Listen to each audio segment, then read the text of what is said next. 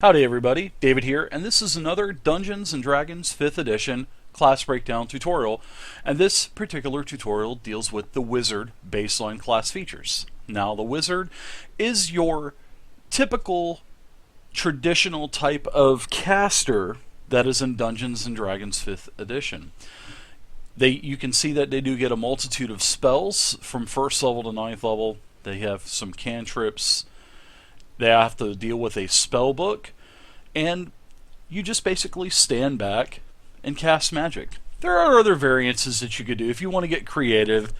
You could choose a certain race, go more melee as a wizard, but the class features for this is basically just for casting magic. So we're going to go over each and every class feature here that the wizard gets for their baseline features. First off, you can see that the wizard is going to get the same proficiency bonus from level 1 to 20, just like every other class in D&D 5e. It's standard for all classes.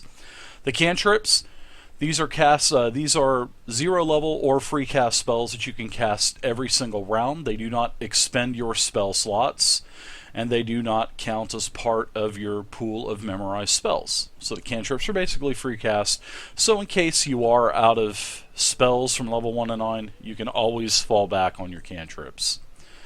Now, you can see that you get spells from 1st level to 9th level, and as you get higher level, you can see your arsenal is just going to continue to grow. And we're going to go over all of the wizard spellcasting rules in just a second. Now, for races, for a wizard, you want to choose something with a strong intelligence. Intelligence is your primary stat, well, your primary ability score for the wizard. So you want to choose something like possibly a gnome, maybe an Eladrin elf, or maybe even a tiefling. But hey, the great thing about Dungeons & Dragons 5th edition, you can be any race. So if you do want to play that mountain dwarf, or you do want to play that half-orc, it doesn't matter. Just choose whatever you want to play, because it's ultimately your character. Now for class features, the wizard is a d6 per level hit point type of class. You're going to start with max hit points at level 1. So you're going to start with 6 plus your Constitution modifier. So Constitution is also a pretty important stat for the wizard, because you only get 1d6 hit points a level, and your primary stat is intelligence. Now for every level over 1, you can do one of two things. You can roll your 1d6 if your DM just tells you to do that, or if your DM, if he or she allows you to take the flat 4, you can take that instead. And you'll also add in your Constitution modifier, for every level past 1st level. You can see that the wizard gets no armor proficiencies. For weapons, they can use daggers, darts, slings, quarterstaffs, and light crossbows. They get absolutely no tool proficiencies. Their proficiency saving throws are intelligence and wisdom, and how the saving throws work is like this. You have your proficiency bonus. When you roll a intelligence saving throw, you will do a 1d20 plus your intelligence modifier plus your proficiency bonus. So you'll add +2 at level 1 and so forth as you get higher level. So it's a nice new perk that they've added in for all classes for D&D 5e. So intelligence and wisdom, those are your 2 saving throw bonus stats. Now you also get to choose 2 skills from Arcana, History, Insight, Investigation, Medicine, and Religion. And also you'll be able to roll money if you want to. You'll take a flat amount. It's in Chapter 5 of the Equipment, part of the Player's Handbook. You can take your money, buy your gear, or you can go ahead and use this feature here and take the different things here. Now also take into consideration, you're also going to have to choose a background for your class, for your character. You're also going to get several more skills to choose from. Just make sure you kind of plan accordingly with your background, because you don't want these overlapping, because you're not going to gain double proficiency, so you'll just basically be shortchanging yourself. So make sure you line up your proficiencies with your background to the ones that you get here for your base wizard class features. And then you'll also get some more equipment over from the background that you choose, and a couple coins. But if you roll for your money, then you won't have that option. You'll still get the skills though, but you just won't get the equipment. Alright, so that's basically everything baseline. Now, at level 1, the only thing that you're really going to have to worry about besides spells is Arcane Recovery. Now, Arcane Recovery is where you have learned to regain some of your magical energy by studying your spellbook. Once per day, when you finish a short rest, you can choose expended spell slots to recover. Your expended spell slots are the ones you've already used. Now, the spell slots can be a combined level that is equal to or less than half your wizard level, and you can round up on that. And none of the spell slots that you can take back can be 6th level or higher. So here's a great example here.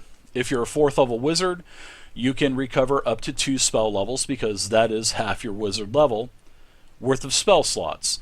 And you can recover either, if you want to take 1 2nd level spell slot, if you can cast it, or you can take 2 1st level spell slots. But seeing that you'll be level 4, you'll be able to take the 1 2 or the 2 1s. So it's really nice. And don't forget, you can round up too. So, if you're level 12, you're going to get 6 spell levels worth of spell slots back. So that's going to allow you to take, that 5th level spell slot, because it says none of the spell slots can be 6th level or higher. So you can really only take 5th level. That's really nice. Arcane Recovery. And the great thing is it's a short rest. I mean, you're going to get your spell slots back automatically for a long rest, but this is nice. This takes care of you for a short rest. That's Arcane Recovery at level 1. Now for your spellcasting, like I was saying, your primary spellcasting ability, your primary stat for the wizard is intelligence. And there's 2 things that you really need to worry about and pay attention, because you do cast spells. You want to worry about, the first thing is your spell save DC. And that is right here. The formula for the spell save DC is 8 plus your proficiency bonus plus your intelligence modifier. Now what the spell save DC is whenever you make a creature, say if you cast Fireball, every creature within that radius needs to make a dexterity saving throw. Now, their saving throw that they need to make will be dexterity against your spell save DC. So the higher level you get, the higher your proficiencies are going to get, and the more ability score improvements that you get, you'll probably end up dumping into your intelligence stat to raise your ability up on that and get a higher modifier. So your spell save DC will go up, starts at a base of 8, plus proficiency plus your intelligence. Now, the other thing you want to worry about, same thing, this is your spell attack modifier. So if you're using a cantrip, say Firebolt, you're going to have to roll a 2-hit roll on that spell versus that target's AC. So you're going to want to take your proficiency bonus, which will scale up, versus and your intelligence modifier. So you'll add those 2 together. That's your spell attack modifier. Now, also, we talked about cantrips. You're going to start with several cantrips as a wizard. You're going to start with 3. You're going to learn more as you grow in levels, and there will be a multitude of cantrips on the list. And one other thing, you can see that the wizard gets the most spells in D&D 5e. I mean, you can see that they just get a multitude of spells for every spell level. By far the most of any class. And that's a heck of an arsenal to have. And like I said, your cantrips, those are basically free cast. They don't belong in your spell pool. They don't expend any kind of spell slots. So, really nice. Okay, let's talk about your spellbook. Now, the wizard has to deal with a spellbook. The other classes, no other class has to worry about a spellbook. Only you, the wizard. Now, when you start at 1st level, your spellbook, as you can RP this out, it would be a good RP. How you got your first 6 first level spells, whether it's from graduating upon the Tower Academy or the Wizards Guild, maybe in Waterdeep or wherever you graduated from. So you choose 6 first level spells. You can't save them and buy different spells online. You have to spend it then. Now, preparing and casting spells works like this. You have a pool of spells that you memorize every day. It's not like you just open up your spell book and say, hocus pocus, I cast you, and then it works. It doesn't work like that. You have to have your spell book. That is basically your life as a wizard. You memorize your spells out of your spellbook. Just like the cleric and the druid, they memorize their pool of spells from their deity. The equivalent to your deity is your spellbook. That's everything to a wizard. So you will prepare your spells out of your spellbook. Those spells have to be in your spellbook. Now, you prepare the list of spells depending on what wizard level you are and your intelligence modifier. So level 1, and we'll say that you have a +3 modifier for intelligence, then that means your daily pool of spells will be 4. So your first level, you're going to have 6 spells in your spellbook. So your daily pool of spells is going to include 4 of those 6 spells that you have in your spellbook. And then you take your spell slots that you get and you expend your spell slots to cast those 4 spells that you have memorized for your daily pool. That's how it works. There's a lot of confusion in that, but seeing that the wizard is a traditional type of caster, that is the micromanaging that you have to deal with. Spellbook, pool of spells, spell slots, cast the spells that are in your spell pool for the day. And every time, you take a long rest, you can go to your spellbook, change the spells around, has to be a long rest. Alright, so ritual casting, you also get ritual casting as a wizard, and this is where you add there are spells that are labeled ritual. They will be labeled ritual. Not all spells are ritual, but if it does have the ritual tag, you can cast it, and it does not have to be in your spell pool. You can just cast a ritual out of your spell book. Now, when you do this, the ritual takes 10 minutes plus the spell time that it takes to cast a spell. So if it's a identification spell which takes an action, then you'll have to do 10 minutes plus the action. Really straightforward, really easy. Spellcasting focus works like this. Spellcasting focus does not give you any kind of bonus to your spell save DC or your spell attack modifier. What a spellcasting focus does is it fulfills the requirement for any kind of component that your spells may take. Some spells need verbal, which is spoken components. Some spells take somatic, which are hand gestures. Some spells take material components. That's where your spellcasting focus, or in Chapter 5, you can get a spellcasting pouch, spellcasting component pouch. One of those two will fulfill these small materials, something like a witch's eyeball, or maybe an ogre hair, or maybe some bat guano. Now, that will satisfy that type of material component. Now, if there is something like the Identify spell, again, takes a 100 gold piece gem. So you will always have to have that 100 gold piece gem on you for the spell to work. It doesn't consume the gem, but you just have to have that gem in your possession. So if the material component has a monetary value, you have to have that.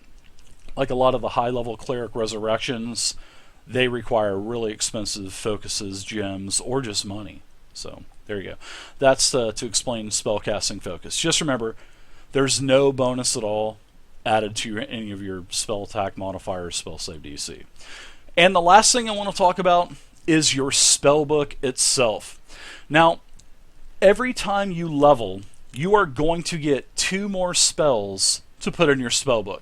So you started with 6 spells at first level. Second level, you're going to get to add 2 more first level spells in there. When you hit 3rd level, now that's going to raise your spellcasting capability. Now you're going to be able to cast 2nd level spells now. So at 3rd level, you're going to get 2 spells. Sure, you can take 2 more first level spells, but then you're not going to get any 2nd level spells. So when you get 2 more spells per level, that means total. That doesn't mean you're going to get 2 more first level spells and 2 second level spells. That just means that you get 2 spells total to put in your spell book every time you level. And then there's also other ways to put or copy spells in your spell book. And that is if you find something like a spell scroll, or maybe an old dusty tomb out of a wizard's chest, or maybe a book out of a library that has a spell in it. If you don't have that spell, you're going to need to do several things. First off, you're going to have to copy that spell, and it takes, for each level of the spell, the process takes 2 hours and costs 50 gold for every spell level. So if you're going to copy a 4th level spell into your spell book, it's going to take a total of 8 hours and 200 gold pieces, because here's the rule right here. Just remember, 2 hours and 50 gold per level of the spell.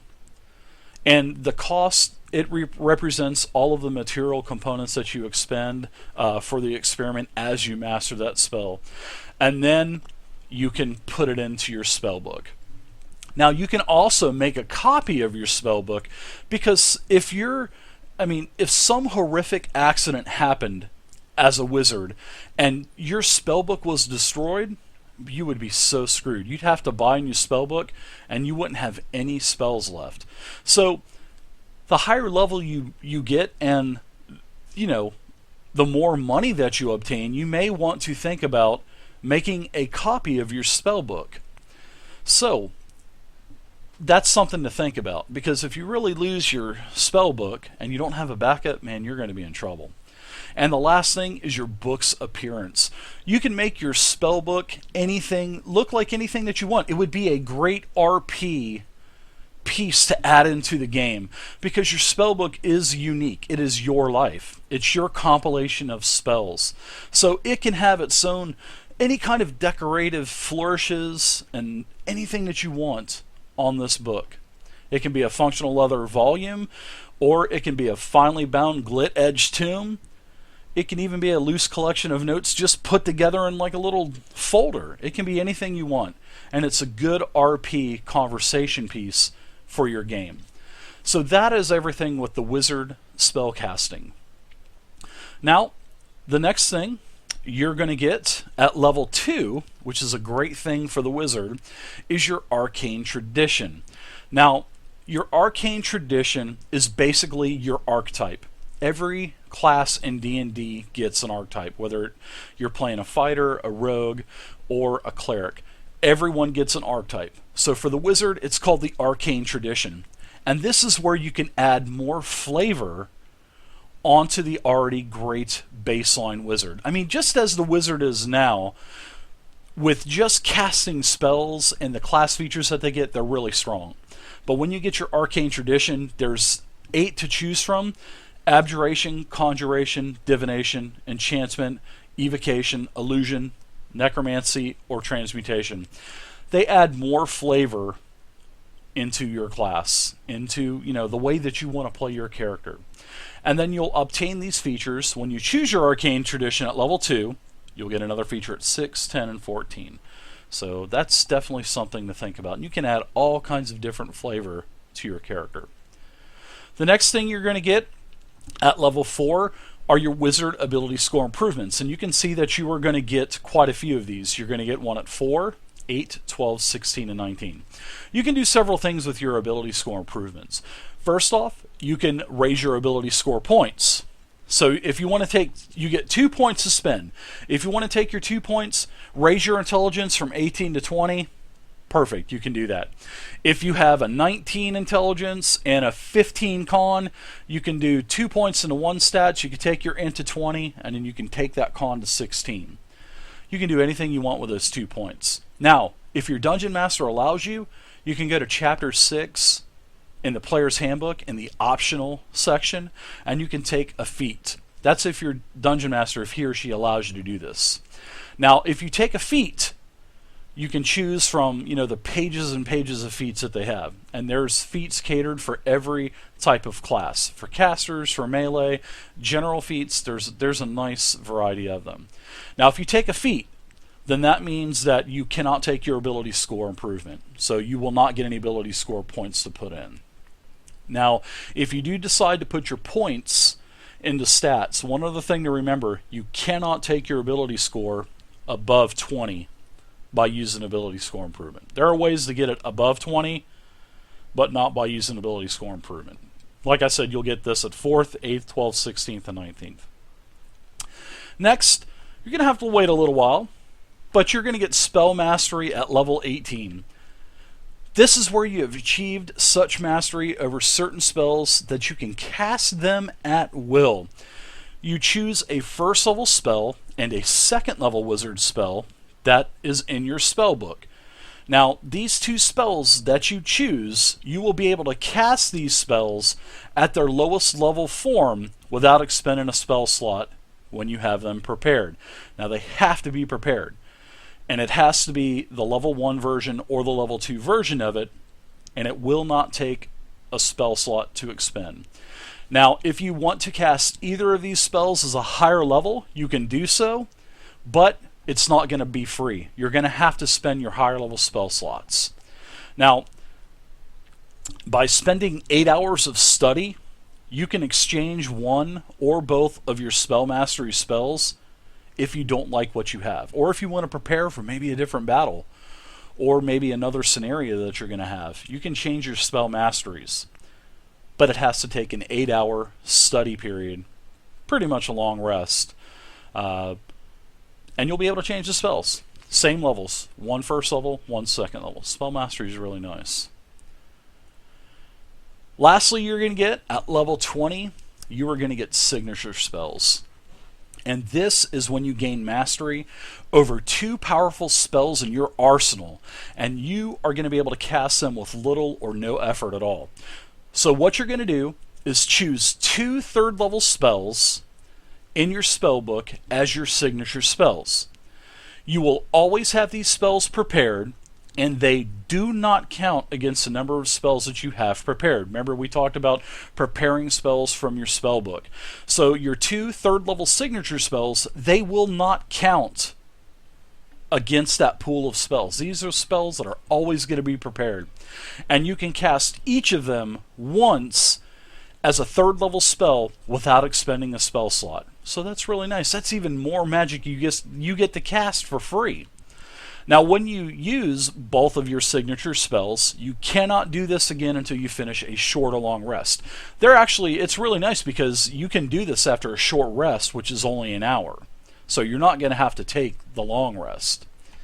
So if you want to cast either of these spells at a higher level, just remember, you will have to expend the higher level spell slot. So if you want to spend, if you've chosen Fireball, which is the 3rd level spell, and Lightning as a 3rd level spell, as your signature spells, you can cast those once for free. But if you want to cast Fireball later on at like a 5th level or 6th level, then you're going to obviously have to expend that spell slot. So there you go, everybody. I hope you guys enjoyed the Wizard class breakdown. Please feel free to leave a comment down below. And if you enjoyed it, please subscribe to the YouTube channel. I hope you guys enjoyed it. If you guys want to try a wizard, I have every single wizard, level 1 to level 20, every archetype, and every other class too, from the fighter to the thief, rogue, everything. Every class, archetype. There's 840 character sheets on my website, tabletopping.net. There will also be a link down below to the wizards section. Thank you guys so much for watching. Enjoy, and keep rolling those nice stats. See ya.